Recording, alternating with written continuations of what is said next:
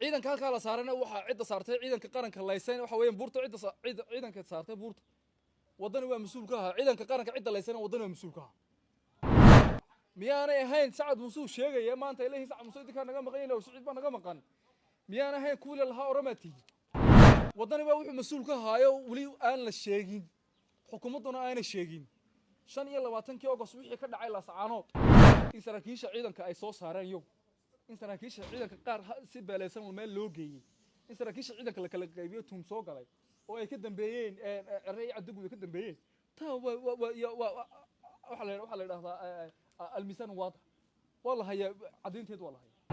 موضوع horta mustaqbalka wadani laga sugayo Soomaaliya baabulaha wasiir ka dhigay Britole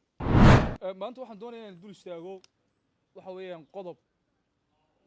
xalay waxa dhacay buug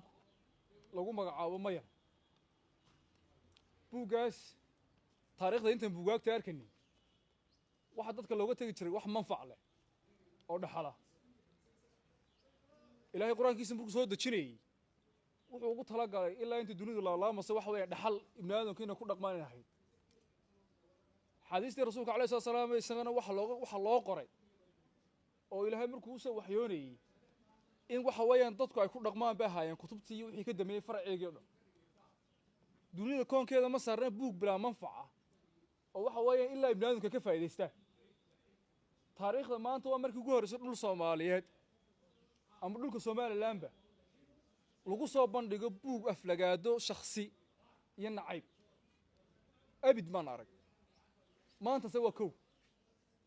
waxa la yiri Soomaalidu waxa ku maamahdaa cimrigaaga gooraaga galdhaleeyna ku tusaa maanta waxaan u taaganay buug waxa weeyaan aan dhaxalnan lahayn oo aan waxa weeyaan manfac u lahayn in lagu soo bandhigay waxa weeyaan deegaankeena maanta Soomaaliland buuga markan ka tago buugu shaar kale huwana shaarku huwana waxa ku soo daba dhuuntay qoladii wadaniga ku soo daba dhuubatay oo buug wadanaysan buu ahaa aflagaadada buuga markan taga waxa isku mid ashqaastii ugu darnayd ee jecleed cayda madaxweynaha iyo aflagaadada madaxweynaha jecleed bas ku tin meesha waxaan doonayaa in laba qodob aan ka daba dhahdo hadallada ay yiraahdeen xalay toole xalay waxay in badan ay ku cilcilinayaan reer wadan waxay ku cilcilinayaan wax la laayay dad mudaharaad la laayay ama markaas bahaysigan kamid ahaayo qolada wadani dadka kibir baan ku soo saarnay iyo xaq daran ku soo saarnay markaa shacabkooga iyo ciidankooga markaan islaayay reer wadani waxaan weydiinayaa iyagoo isku dhameystira si gaar ah waxaan u weydiinayaa walibana suldaan cadde gude iyo Abdiraxmaan Cirro waxaan weydiinayaa ciidankii qaranka ee waxa weeyaan buurta gacan libax lagu laayay miyayna ka haboonayd intaad sheegaysaan tan waxa weeyaan shacabkan ciidankiisa islaayay ciidanka laysan idinku gacanta u qaadeen taa waxaan weydiinayaa reer wadano boogtaas idinka saaran tahay isbahaysigan kamid ahaa markaasoo xogtoo dhameystiran waxa ka dambeeyay oo ciidankana saaray waxay haayeen waxa weeyaan reer wadani ba haay oo bodyguardkiisii saraakiishiisii xusbiga maalgelintiisii investmenting meeshii laga soo qaaday xogtoo dhan markaa wanay ciidanka halkaa la saarana waxa cidda saartay ciidanka qaranka laysan waxa weeyaan buurta ciidanka saartay buurta wadani waa mas'uul ka ahaa ciidanka qaranka cidda laysan wadani waa mas'uul ka ahaa wadani waa wuxuu mas'uul ka ahaayo wali aan la sheegin xukuumaduna aanay sheegin 25 August wixii ka dhacay Laascaanood wixii ka dhacay Gooja Cadde mas'uuliyadda koowaad cidda iskala laga xisaabinaya waa xirsi xaaji cali xasan iyo ninka Abdiraxmaan Cirro Cadde Gude saddexdeena ee dalay ciidanka loo saaray jabkii ciidanka soo gaarina waa iyaga saraakiisha iyaga basaasay saraakiisha iyaga reer wadani soo saaray xirsiga Ingiriiska joogaba ay ajandahana soo dajiyay fuliyaashana waa Abdiraxmaan iyo Cadde Gude taas waa qodobkaas eedaasna iyaga dul saaran tahay maanta arintan doonayeen dul istaago aan doonayeen ka bariyaalo waxa weeyaan deegaanada qaar xalay markay ay yimaadeen waxay ku dhawaaqeen oo barqad waliba ka dhaxlaha meesha sacad muuse idinka naga maqan waan u gartamanay waxaan leenahay sacad muuse idinka ka maqan waa run horta waxaan weydiinayaa barqad dib waxaan weydiinayaa reer wadani qoladan idin ag joogtay idin garab taagnayd xamarkii Ismaaciil Yare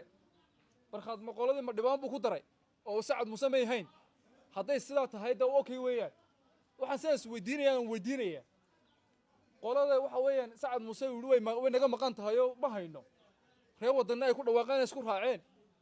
ree miyaan sacad muuse u ahayn kuwii shalay u cirar lahaa dad dhintay baa codeeyey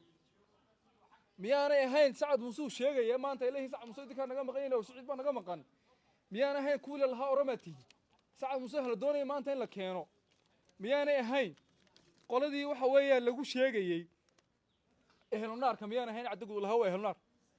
markan inta ka imaado waa dadku waa uli dirkeeda dadku waxba isku wadayeeyeen oo waa la isku wada imanaya laba mid man doonaya markaa inaan aan sheego ay dhaahdo waa ree wadaniyo sacad muuse hayday imaada anaaba keenayaan oo hogaaminaya keenayay miyaad haysan cid kale ku lamaan maanta wadaniyo reer kale jooga oo aan ahayn reerka baraxayd xusbiga de waxa weeyaan mulkiyadiisa leh reer labaad ma haysan adii keenay hadday jawaabtu haa tiraahdo leeyahay reer kale waan haynaa sacad muuse aan hogaaminaya ma idii keenaya waan ku qasban mid labaadna waa idii sheegaya kulmiye wadani markaan iska rab dhigo kulmiye de xisbi qaran oo cid kasta way ku jirtaa waa laga helaya cabdiraxmaan dheer waxa weeye cabdi dheer gudoomiye ka